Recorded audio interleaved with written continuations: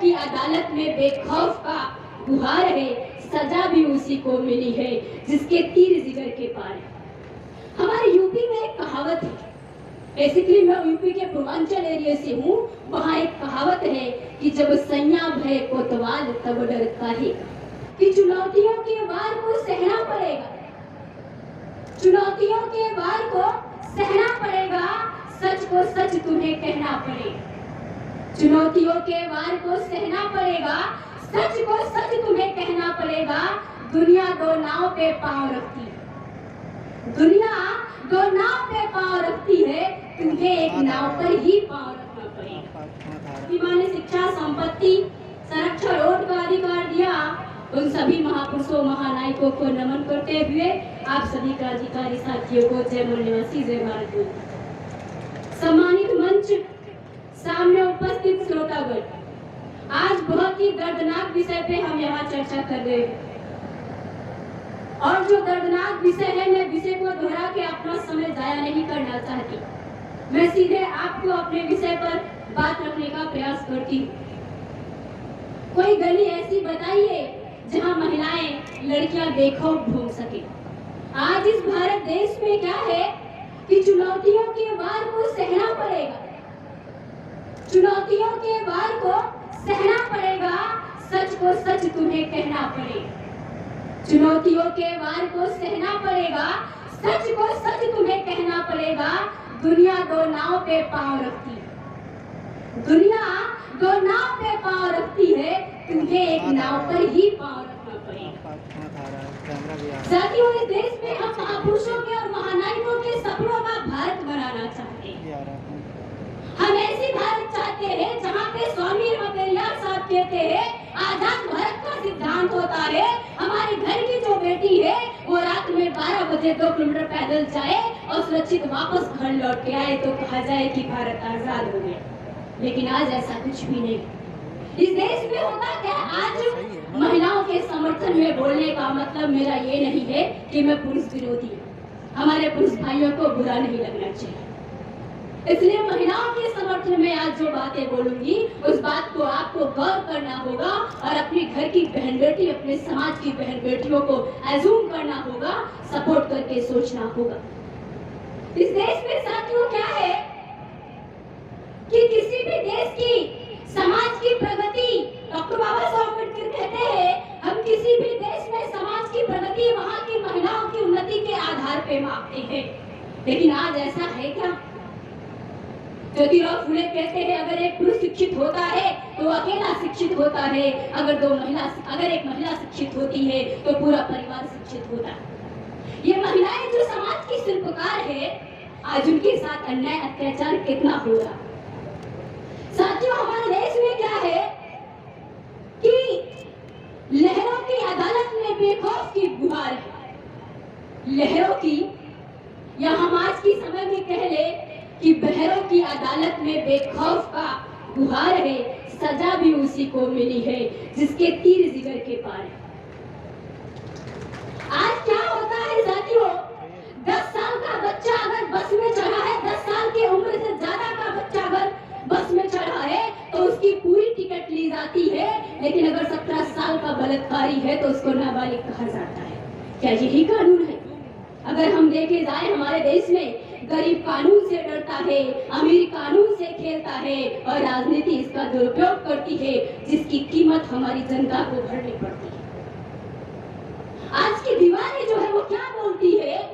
इस शहरों की दीवारों पे लिखा होता है, शहर की जो दीवार है उस पे ये लिखा होता है, मर्दाना कमजोरी से भरी पड़ी है शहर की दीवारें। और ये दीवार के लोग जो कमजोर मर्द कहता है कि ये औरत कमजोर है, वही कमजोर मर्द क्या कहता है कि औरत कमजोर है। साथियों, इस देश में आजादी के महोत्सव के नाम पर जिन लोगों को जेल से रिहा किया गया, बलात्कारी, अन्याय, अत्याचारियों को जेल से रिहा करा गया और उनको सम्मान पूर्वक स्थान दिया गया समाज में सम्मान पूर्वक स्थान देने के बाद उन्हें ये कह करके कहा गया, हवाला दिया गया कि वो संस्कारी लोग थे, तो आपको ध्यान देना होगा। अगर सवर्ण जाति के लोग संस्कारी हैं, यहाँ पे रेप बलात्कार करने के बाद, तो ये खौफनाक मंजर मेरे दिमागों में गूंजता है कि मनुस्मृति का कानून बहुत जल्द ये लाने वाले हैं, क्योंकि मनुस्मृति में महिलाओं के ऊपर या शेड्यूल कास्ट के ऊपर, SC ST OBC के ऊपर अगर सवर्ण लोग अत्याचार करते हैं तो उन्हें कोई भी सजा नहीं होती। दूसरा, मैं आज एक बात कहना चाहती हूँ। हमारे यूपी में एक कहावत है, बेसिकली मैं यूपी के पूर्वांचल एरिया से हूँ। वहाँ एक कहावत है कि जब सैया भय कोतवाल तब डर काहे का। हमारे यूपी की कहावत है, जब सैया भय कोतवाल तब डर काहे का।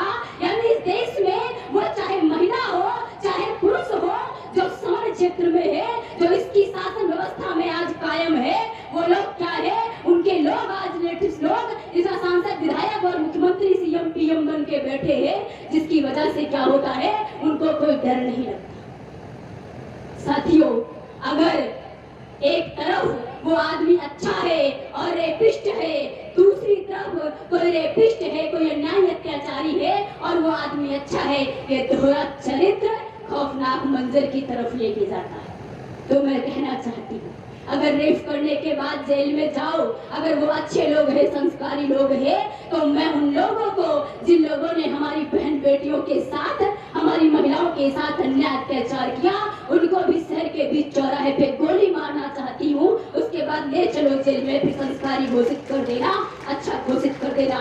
क्या ऐसी दुहाई वो देने को तैयार है? अगर नहीं है तो समाज में असमानता अभी भी बरकरार है। साथियों, हमारे देश के 31 राज्य है। 31 राज्य में अगर देखा जाए 365 दिन हर राज्य में होते हैं। हर महीने, हर सेकेंड, यहाँ 1 मिनट, 1 घंटे में 49 बलात्कार होता है। एक दिन में 86 बलात्कार के रेशियो हमारे समाज में आते हैं। साथियों, मुझे कहावत याद आती है, जब ये दर्दनाक मंजर खौफ सुनने को मिलता है, तो आज की जो हमारी महिलाएं हैं, हमारी बेटियां हैं, वो घर से बाहर निकलने में कतराती है। बाबर का एक बहुत फेमस स्टेटमेंट है, जब वो सरायपुर का युद्ध हार गया 1504 में, सेंट्रल एशिया उसके हाथ से चला गया। युद्ध हारने के बाद उनके साथियों ने पूछा, आप क्या करेंगे? बोले, भगवान का शुक्रिया अदा करेंगे। बोले, अच्छा, हारने के बाद भगवान का शुक्रिया अदा करोगे, ये क्या है? बोले, जानते हो भगवान का शुक्रिया क्यों अदा करेंगे? बोले, क्यों अदा करेंगे? बोले, इसलिए, बाबर कहता है, वो क्या कहता है, क्या हुआ अगर मैं मैदान हार गया? क्या हुआ अगर मैं मैदान हार गया? क्या नहीं हारा? वो ये सर झुकाने की और सजदा करने को मैं तैयार नहीं हूँ, मैं ये नहीं हारा। उसी तरीके से आप महिलाओं को मैं कहना चाहती हूँ, आपके हाथ में जो बेलन है, ये सिर्फ रोटियां बेलने के लिए नहीं है, आपके हाथ में बंदूक दे करके सीमा पे इस देश की रक्षा भी कर सकती है। आपको ये बात ध्यान देना होगा। आपकी कोख केवल एक बच्चा पैदा करने के लिए नहीं है, आपकी कोख से वो शेर और शेरनी पैदा होगी, जो जज बनकर जिन लोगों ने हमारे साथ रेप, बलात्कार, अन्याय, अत्याचार किया है, उनके खिलाफ भी वो फांसी की सजा सुना सकती है। साथियों, हमारे लोगों को इस बात को ध्यान में देते हुए मैं इस भारत में आपको ये बात बताना चाहती हूँ कि हमारे लोग, हमारे महापुरुष महानायकों ने जो आजाद भारत का सपना देखा था, उस आजाद भारत को बनाने के लिए हम महिलाओं को पूरा योगदान करना पड़ेगा।